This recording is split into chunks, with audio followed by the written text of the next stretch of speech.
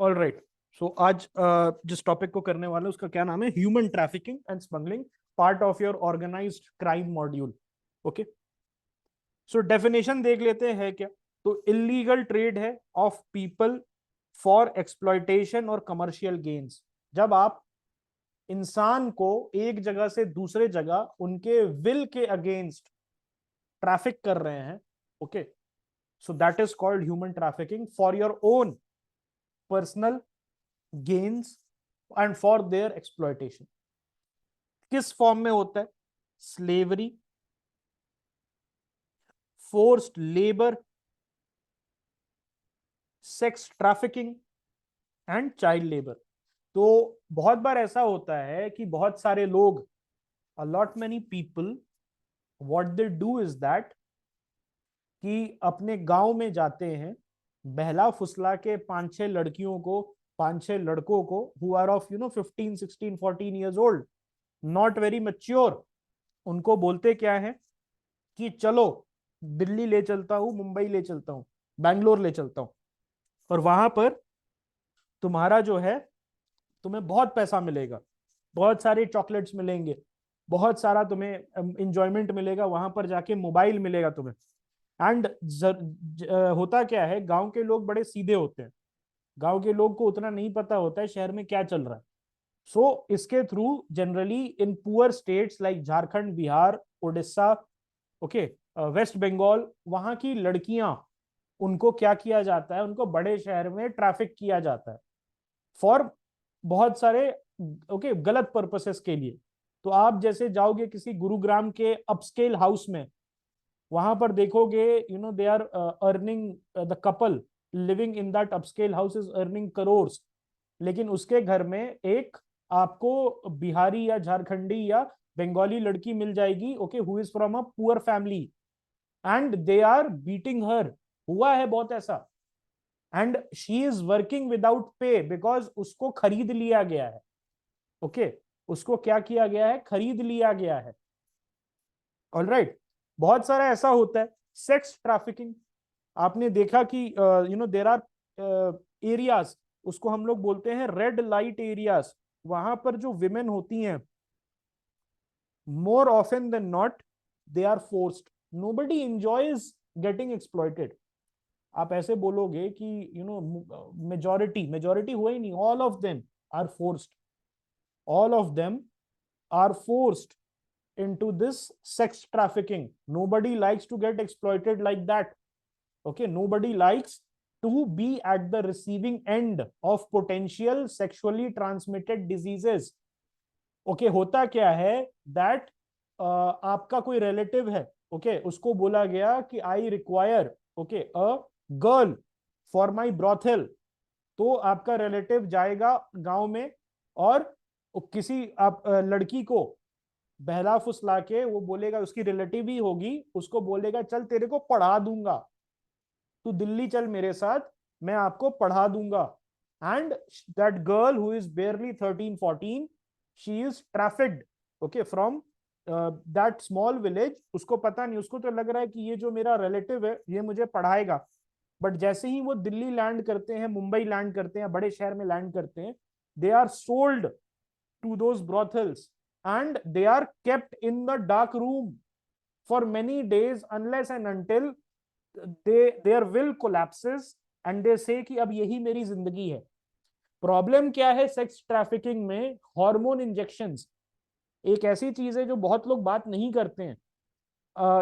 बहुत सारे जो गर्ल्स होती हैं 13, 14 साल की होती हैं, प्री प्यूबेसेंट इस एज की होती है, मतलब अभी तुरंत प्यूबर्टी आया है, उनको क्या करते हैं ये sex traffickers? Hormone injection, hormone injection वही वाले जो उसको दिया जाता है, मुर्गी को जो हार्मोन इंजेक्शन दिया जाता है वो इसको दिया जाता है, ओके, वो इसको दिया जाता है गर्ल्स को 13, 14 साल की, ताकि उनका जो प्यूबर्टी है वो स्पीड अप हो and they become, okay, ready to be exploited. So एक ये बड़ा प्रॉब्लम है इंडिया में। आप देखोगे दिल्ली वगैरह में, बड़े शहरों में जो प्लेसेस है, रेड लाइट एरियाज है, वहां पर majority of the girls are from poor states, they are from Bangladesh, poor sections of Bangladesh, poor sections of Nepal, poor sections of North East, और वहां पर उनको हार्मोन इंजेक्शंस देके उनको क्या किया जाता है, उनके जो नेचुरल साइकिल होता है उसको बेसिकली उनको they become a hormonal mess. So this is actually a very big issue. Okay, then child labour. अभी जैसे आज के डेट में बिग कॉर्पोरेट्स में क्या होता है, the both the couples, the husband and the wife, they are working. तो वो क्या चाहते हैं, एक बच्ची आ जाए. अब बच्ची क्यों आ जाए, बिकॉज वो ज्यादा नहीं बोलेगी, क्योंकि अगर वो हायर करेंगे नैनी को तो शी विल टेक, जो अडल्ट नैनी को हायर करेंगे तो she is going to take some kind of breaks, she will going to demand 10,000 15,000 20,000 salary.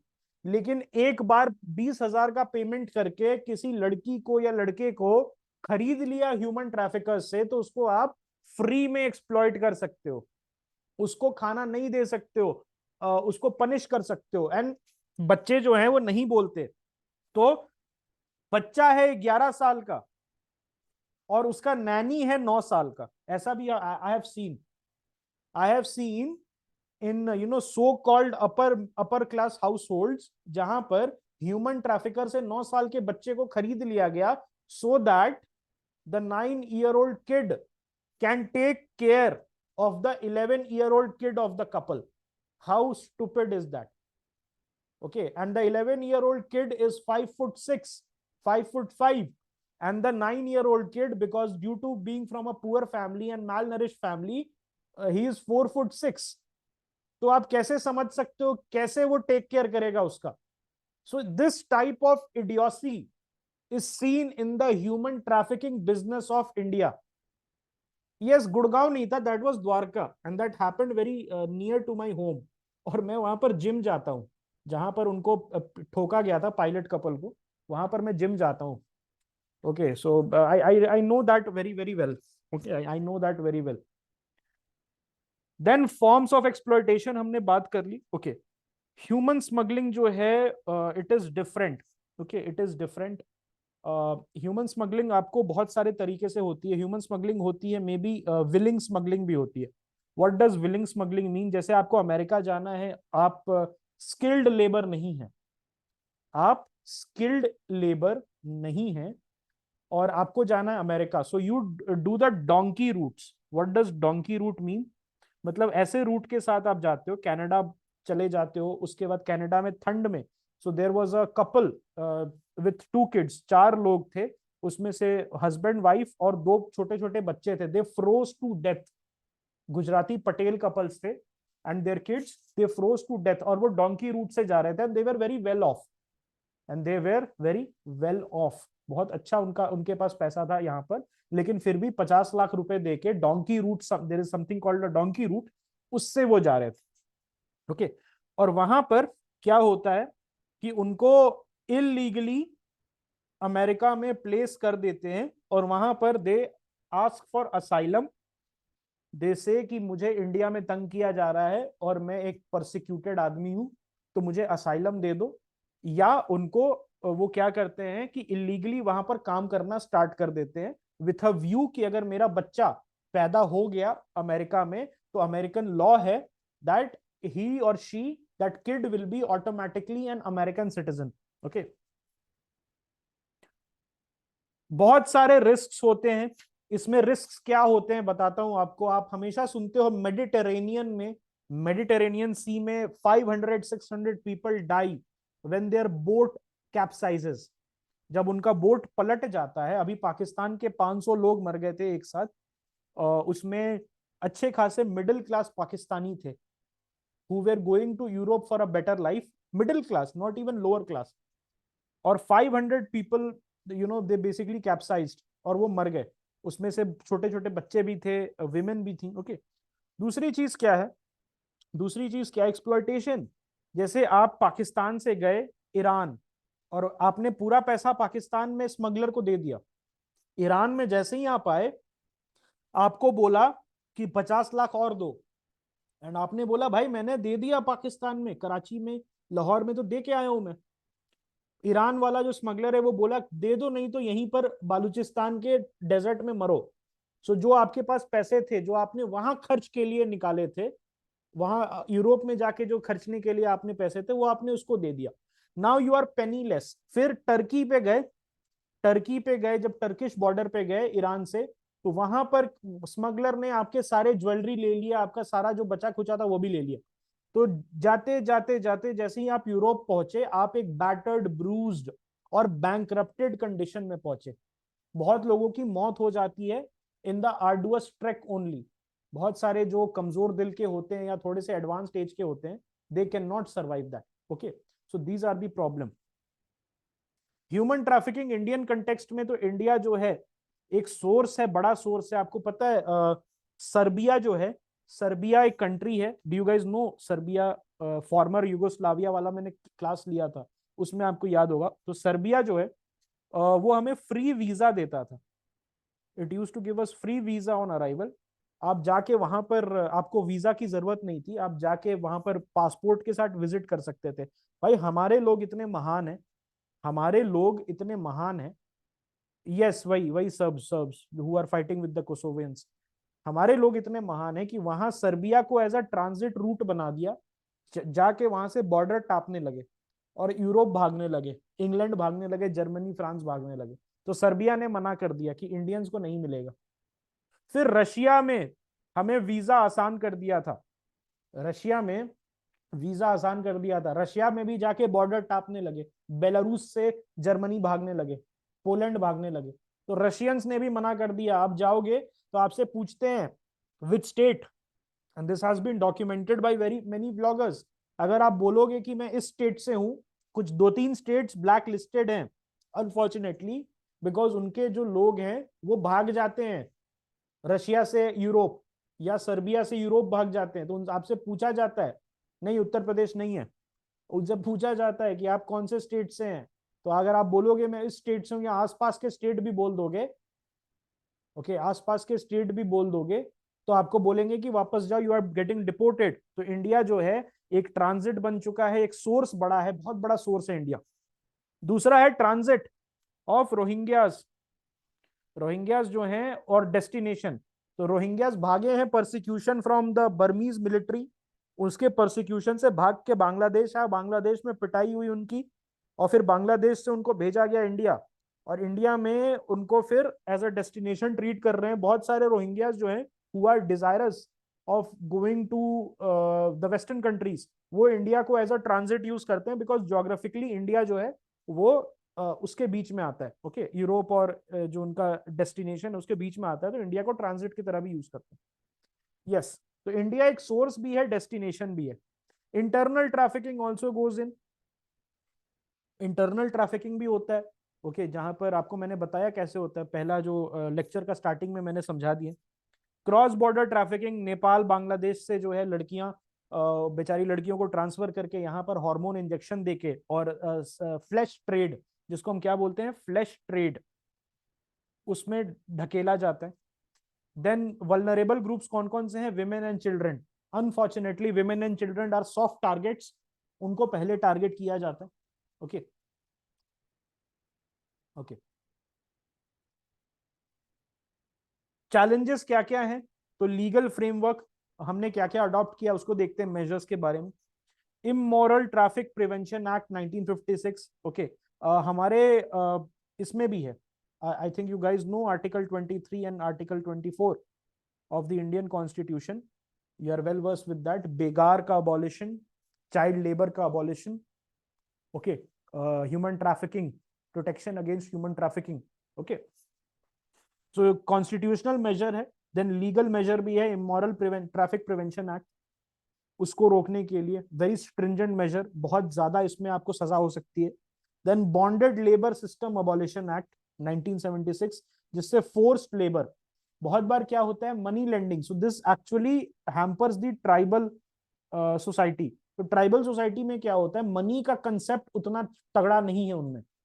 Tribal society में जनरली बार्टर सिस्टम चलता है, लेकिन बाहर के लोग, नॉन ट्राइबल्स, उनको ल्यूर करके और उनको फोर्स कर देते हैं लोन्स लेने के लिए, कि ये लो लोन, अब तुम्हारी सारी जरूरतें पूरी हो जाएंगी।